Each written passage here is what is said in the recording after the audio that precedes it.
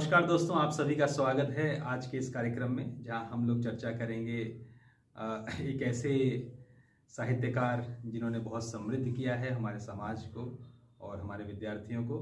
और आप निश्चित रूप से जान जाएंगे कायाकल्प, वरदान, निर्मला, प्रेमाश्रय, गबन, रंगभूमि, कर्मभूमि, नाम लेते रहिए खत्म नहीं होंगे, गोदान, सेवा सदन, अद्भुत कृतियाँ जिनकी कलम से निकली हैं। ऐसे हमारे ग्रेट राइटर और सभी दिलों को छू लेने वाले आदरणीय मुंशी प्रेमचंद जी के बारे में। और हमने उनका साहित्य पढ़ा है। उनका साहित्य को पढ़ के हमेशा ऐसी अनुभूति हुई जैसे आँखों के सामने कोई कलम से चित्र उकेर दे, ऐसी अनुभूति। अद्भुत साहित्यकार मुंशी प्रेमचंद जी के बारे में आज हम लोग चर्चा करेंगे। मेरे साथ हैं उज्जवल जी। उज्जवल जी इलाहाबाद यूनिवर्सिटी, बहुत प्रतिष्ठित हमारे देश की भारतीय यूनिवर्सिटी में से एक है, जहाँ से अभी स्नातक की डिग्री उन्होंने प्राप्त करी है। और उनकी बेहद रुचि है ऐसे महानुभावों के जीवन के बारे में, और उनके बारे में थोड़ा चर्चा करेंगे। और आपसे भी आग्रह है, कृपया अपने कमेंट के द्वारा हमारी चर्चा के विषय में आप कुछ ऐड करना चाहें, कोई प्रश्न पूछना चाहें तो प्लीज़ आप उस पर कमेंट कीजिए। और अगर आपको सही लगता है तो ज़रूर आप उसको लाइक कीजिए। आइए शुरू करते हैं चर्चा। उज्जवल जी, साहित्य को अगर हम कहें या किसी एक धारा में बांधने की कोशिश करें, या साहित्य को समझने के आधार पर हम कहें कि किस तरह से संप्रेषित किया जाए को अंतिम व्यक्ति तक वो बात बहुत ही बृहद रूप में सामने आ जाए, उनके सामने प्रस्तुत हो जाए। और मैंने ये देखा है, जितनी कहानियाँ मैंने पढ़ी हैं, उपन्यास पढ़े हैं मुंशी जी के, तो ऐसा प्रतीत होता है जैसे मानो मेरे किसी पड़ोसी की बात हो रही हो। तो क्या उनका शुरुआती जीवन रहा और किस तरह से उनकी अपब्रिंगिंग हुई, और कैसे जब वो किसी वैज्ञानिक के बारे में बात करते तो मानो जान पड़ता है खुद ही वैज्ञानिक है, और जब किसी किसान के बारे में बात करते हैं लगता है खुद ही उन्होंने किसानी करी है। एक व्यक्ति कोई डॉक्टर की चर्चा करेंगे तो ऐसा लगेगा खुद ही उन्होंने मेडिसिन की पढ़ाई कर रखी है। अद्भुत अद्भुत ये कल्पना शक्ति जो आई, तो उनके जीवन की कुछ शुरुआती उनकी एजुकेशन और उनकी पारिवारिक पृष्ठभूमि के बारे में बताइए। जी। तो हम आरंभ करना चाहेंगे कि उनका जन्म स्थान जो कि लमही गांव माना जाता है, बनारस में कहीं है। हाँ, थोड़ा सा आवाज। तो लमही गांव जो कि बनारस में, जहां उनका जन्म हुआ था, वहां पे उन्होंने लमही गांव बनारस में।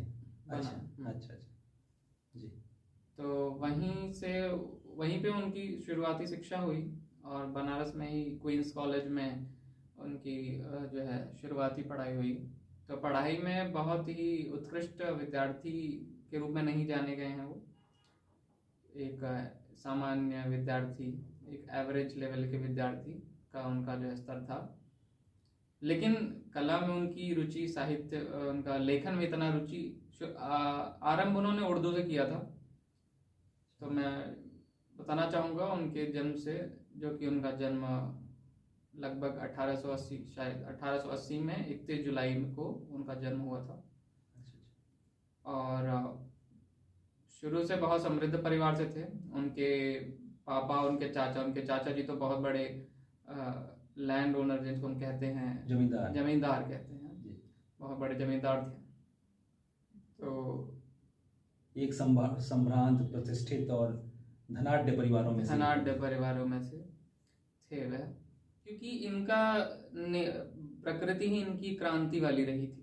तो उन्होंने फिल्म के लिए जो लिखा, वो मेरे अनुमान से जो कहानी उन्होंने लिखी थी। अच्छा, फिल्मों के लिए जो कहानी लिखी उन्होंने, हाँ, मेरे ख्याल से मजदूर फिल्म की कहानी उन्होंने लिखी थी। मजदूर जो है उन्होंने कहानी लिखी, उसकी जो स्क्रिप्ट थी, क्योंकि इनका शुरू से जो इनकी प्रकृति रही है वो क्रांति वाली रही है। तो वह जो है मजदूर, एक कहानी जिसकी स्क्रिप्ट जो उन्होंने लिखी, मजदूर, उस पर जो उस समय मूवी बनी, वो 2 जगह हैं जो कि उस समय मूवी चली थी, दिल्ली और लाहौर। अच्छा। लाहौर में चलाई गई थी, दिल्ली और लाहौर में। तो इसका जो है बहुत जो प्रभाव पड़ा इंडस्ट्रियलिस्ट पे। हाँ। क्योंकि उसमें हमेशा ये शोषण के विरुद्ध बातें और ऐसा परतंत्रता के विरोध में बातें करते थे। तो उसकी वजह से जो इंडस्ट्रियलिस्ट थे उनका उन्होंने इसका विरोध किया। इन्होंने जो भी फिल्म के लिए कहानी लिखी इसका विरोध किया, और इनको वहाँ पे ये भी समझ गए थे कि यहाँ पे हमारी दाल जो है गल नहीं पाएगी। तो फिर उन्होंने वहाँ से फिर वापस आए। उन्होंने अपने कुछ अंतिम समयों में इन्होंने एक हंस पत्रिका को शुरू करने की कोशिश की। ये चाहते थे कि हम इलाहाबाद में रहें, पर ऐसा हो नहीं पाया। वहाँ पे जो है इन्होंने अच्छा, मैं एक चीज और दिख रहा था, मुंशी प्रेमचंद जी का जो जीवन है या उनकी जो कृतियां हैं, महत्वपूर्ण रूप से अगर हम उनका आप अवलोकन करेंगे तो उनका जो चरित्र का जो चरित्र विशेष तो रहता ही था, हर चरित्र पे वो उनका फोकस रहता था, पर उनके जो नायक किरदार होते थे, या तो वो गरीब, मजदूर या महिला, इस तरह का उनका रहता था कि किस तरह से उसके जीवन के परत दर परत उकेरना। जैसे अब गोदान को अगर हम लें तो गोदान में जो गोबर की पूरी कहानी और उसके जीवन में क्या वो सोच रहा है, किस तरह से उसके जीवन में प्रगति डेवलपमेंट हुआ अलग अलग विषयों में अलग अलग टाइम पे। हाँ, तो ये जो होता है, या फिर उसमें मेहता जी हैं, मेहता जी की आप बात को किस तरह से रखते हैं, अलग अलग पात्रों को किस तरह से उकेरा, फिर उनको समृद्ध किया। और या फिर हम निर्मला पढ़ेंगे तो निर्मला में किस तरह से एक महिला के बारे में आपने पूरे उसके जीवन चरित्र के बारे में किस तरह से आपने व्याख्यायित किया है और उसको नायिका के रूप में लेके आए हैं।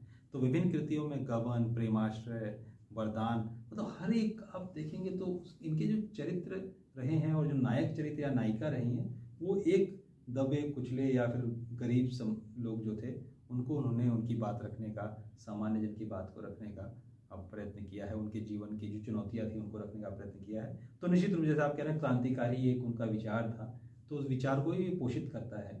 अच्छा, उस दौर के में और भी जैसे सूर्यकांत त्रिपाठी निराला जी हैं, जो है अबे वो गुलाब पाई तूने जो खुशबू रंगो आब, खून चूसा खाद का असिस्ट, डाल पर इतराता है कैपिटलिस्ट। आप ये समझिए कि उस समय की मैक्सिमम जो बहुतायत विचारधारा थी, वो लोग बहुत ही ज़्यादा उस समय की परिस्थितियों से प्रभावित थे और चाहते थे किस तरह से ऐसा करके उभर के आया कि वो लोग कैपिटलिस्ट और इन लोगों के इतने विरोधी हो गए हैं, क्योंकि एक गैप बहुत था, एक